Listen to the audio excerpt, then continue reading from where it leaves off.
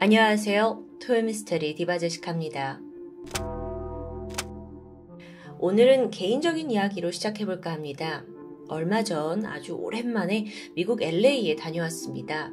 여기에서 한국으로 치면 이마트, 그러니까 타겟이라는 마트가 하나 있는데 거기서 수영복이 세일하길래 하나 샀거든요. 그걸 셀프 계산대에 가져가서 계산을 했고 또 타겟에 그 빨간 로고가 찍힌 비닐봉지에 넣는 순간 소름이 돋았어요.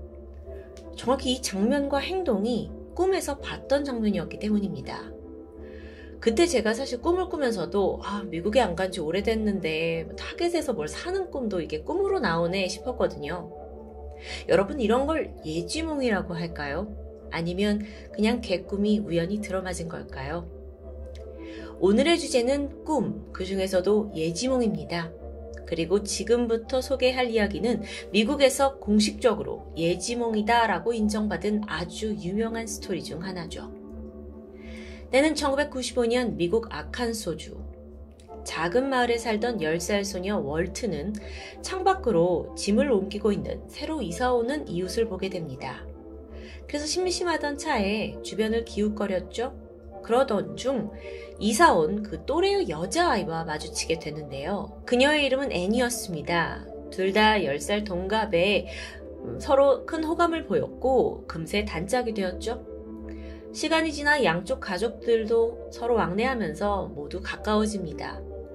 그렇게 2년이 지나고 월트가 12살이 되던 어느 날 너무나도 좀 신기하고 기묘한 꿈을 꾸게 돼요. 낯선 공간에 월트 앞에 한 소녀가 보이는데 등을 보인 채 서 있습니다. 그리고 누군가 잠시 후에 갑자기 소녀를 향해서 소리치죠. 클로이! 그 소리에 소녀가 뒤를 딱 돌게 되는데 월트가 그제서야 얼굴을 확인합니다. 아는 사람은 아니었고요. 아이가 갈색 피부에 어두운 눈동자를 가지고 있었어요. 어림잡아 한 5살, 6살? 그런데 진짜 이상한 건 그 다음이었죠. 이 소녀가 월트를 향해서 달려옵니다. 그러면서 하는 말. 아빠! 좀 얼떨떨했습니다. 그러고 보니까 꿈속에서 자기 자신이 12살이 아니라 어느덧 중년의 남성인 듯해요. 달려온 소녀를 품에 안았는데 어쩐지 모든 게 낯설지 않았습니다. 그리고 바로 이때 누군가가 귓가에 속삭였죠. 얘가 바로 네 딸이야. 순간 월트는 퍼뜩 꿈에서 깨어납니다. 근데 이게 너무도 생생했던 꿈인 거예요. 이 아이가 어떻게 생겼는지, 또 품에 안았을 때 자기가 어떤 느낌이었는지, 그리고 막 목소리가 들린 그것까지 왜 우리도 살다 보면 굉장히 생생한 꿈들이 있잖아요. 월트에겐 이게 그런 꿈이었던 거죠. 근데 12살 꼬마 월트는 당시에 아주 단순했습니다. 내가 미래에 내 딸을 봤구나 라고 그냥 쉽게 받아들였어요. 그렇게 그날은 지나갑니다. 이후 월트와 애니는 10대를 넘어서 20대까지 단짝으로 지냈고요. 심지어 같은 대학에까지 가게 되죠. 자연스럽게 이 우정이 애정으로 진화합니다. 특히나 월트보다 애니가 이사를 처음 와서 월트를 만난 그 순간부터 성인이 돼서 친구가 되는 그 모든 순간에 자기를 굉장히 아껴주는 월트를 자신의 짝이라고 믿고 있었다고 해요. 그리고 마침내 애니가 먼저 그에게 청혼을 하면서 두 사람은 결혼을 결심하게 되죠. 그때쯤 월트에게 불현듯 어릴 적 그 생생한 꿈에 대해서 떠올랐다고 합니다. 그런데 아내가 될 애니, 푸른 눈을 가진 금발의 여성이에요. 사진 보시다시피. 그리고 또 월트 또한 파란색 눈에 밝은 갈색 머리 소유자였죠. 그 꿈속에서 아빠라고 부르면서 달려온 소녀는 분명 좀 어두운 피부와 어두운 눈동자를 가지고 있었습니다. 그러니까 둘 사이에서 태어날 그런 아이로서는 좀 보이지가 않았던 겁니다. 아예 다른 인종이라고 해야 할까요? 그래서 그건 개꿈인가 보다 싶었죠. 월트와 애니는 많은 사람들의 축복 속에 결혼식에 성공합니다. 그러던 어느 날 밤 부부가 함께 이제 미래를 그리면서 여러 가지 이야기를 나누게 돼요. 두 사람 모두 워낙 아이를 좋아했죠. 그래서 자녀 계획을 어떻게 할까 이야기하는데 이때 애니가 말하길 어렸을 적부터 나는 꼭 딸이 있었으면 좋겠다 라고 말합니다. 그래서 이름까지 지어놨다는데요. 그 이름은 클로이였습니다.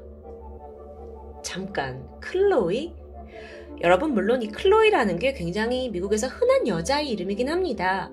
그래도 좀 우연의 일치라기엔 신기했죠. 그래서 월트가 아내에게 어린 시절 자기가 꾼 그 꿈 이야기를 해주게 되는데요. 애니는 그냥 가볍게 듣고 넘겼습니다.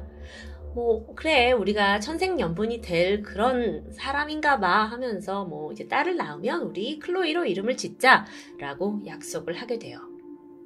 그런데 안타깝게도 부부는 임신이 되지 않아서 꽤 오랜 시간 난항을 겪었습니다. 이름이 유명한 불임 병원을 찾아가서 다양한 시도를 하게 돼요.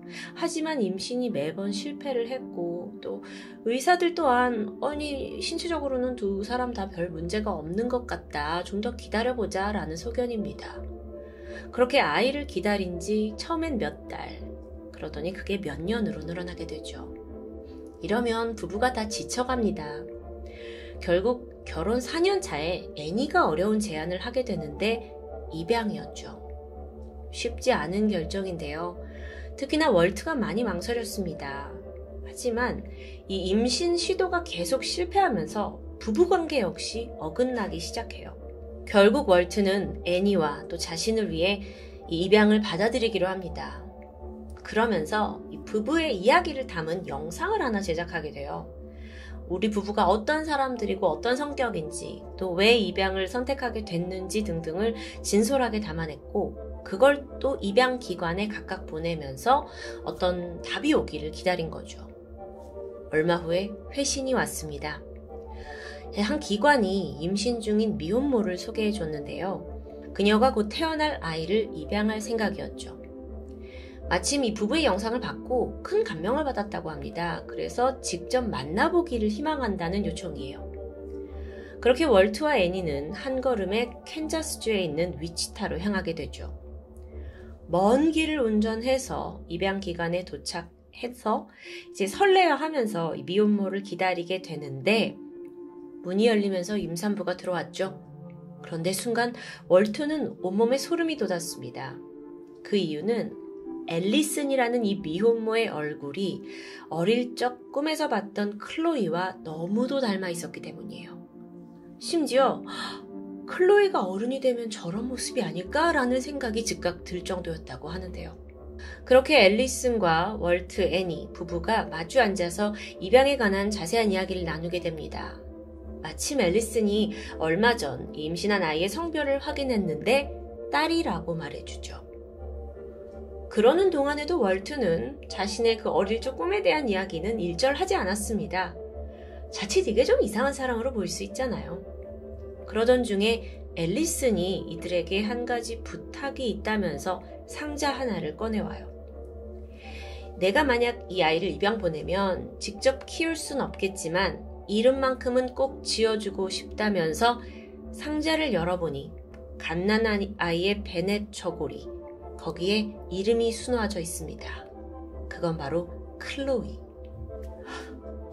제가 갑자기 소름이 좀 돋는데요. 와, 이게 이렇게 맞을 수 있나요?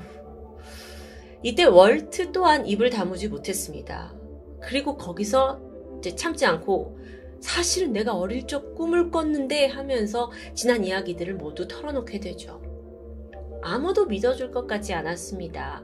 근데 이게 너무 기가 막히게 꿈 내용과 맞아 떨어졌고요. 심지어 이제 입양을 해야 되는 이 조심스러운 자리에서 자신이 거짓말할 이유도 없었고요. 과연 이 모든 건 단순한 우연이었을까요? 글쎄요. 몇 달 후에 앨리스는 무사히 출산을 했습니다. 그리고 태어난 여자아이는 갈색 피부에 어두운 눈동자를 가진 딸이었죠. 아무래도 앨리슨이 이제 라틴 아메리카 사람이다 보니까 그쪽 인종인 것 같습니다. 부부는 예정대로 이 아이를 입양했고 이름을 클로이라고 지었습니다. 월트의 12살 때 꾸었던 꿈이 현실화된 순간이었죠. 이 사연은 미 전역에 알려졌고 사람들은 이 신비로운 스토리에 다들 막 놀래했어요. 그리고 이게 바로 예지몽이다 라고 입을 맞췄죠. 물론 냉소적인 시각도 있습니다. 아니, 클로이라는 게 이 미국 영미권에서 얼마나 흔한 이름인데 우연의 일치 아니냐? 너무 극적으로 과장한 게 아니냐라고 생각하시는 분들도 같이 있을 것 같아요. 혹은 그 어렸을 때 꾼 꿈에 너무 매료가 된 나머지 비슷한 생김새의 여자아이를 입양한 게 아니냐라는 의견도 생겨나게 되죠. 여러분의 생각은 어떠신가요? 여기에 대해서 진실, 거짓 여부를 제가 말씀드리려고 하는 게 아닙니다. 예지몽이 바로 오늘의 주제인데요. 예지몽, 이건 아직도 비과학적이고 미신이 아니냐라는 논쟁 속에 있는데 좀 더 과학적인 접근, 노스웨스턴 대학의 신경과학자 줄리아 모스브리지 박사는 예지몽이 존재한다고 굳게 믿으면서 연구하는 사람입니다. 예전에 제가 토요미스테리 예지몽 편에서도 잠깐 소개한 적이 있는데요. 그러면서 월트의 꿈에 대해서도 예지몽이 확실하다라고 말하게 되죠. 줄리아 박사에 따르면 미래에 일어날 어떤 중대사가 우리의 과거로 어떤 틈으로 들어와서 벌어질 일에 대한 힌트를 남긴다고 설명합니다. 근데 저도 분명 1년에 한 번 정도 이제 꿈에서 어떤 겪은 일들이 미래에 나타나기도 하고 그게 익숙한 일들이 벌어질 때가 있거든요. 여러분도 아마 겪으셨을 것 같은데 그게 아주 대단한 건 아니에요. 어디에서 물건을 담는, 어디를 가게 되는 그 정도의 꿈인데, 어쨌든 줄리아 박사는 이런 예지몽 능력이 훈련으로도 강화될 수 있다고 주장합니다. 그래서 이 훈련이 잘 되면 미래에는 예지 경제라는 개념이 나온다.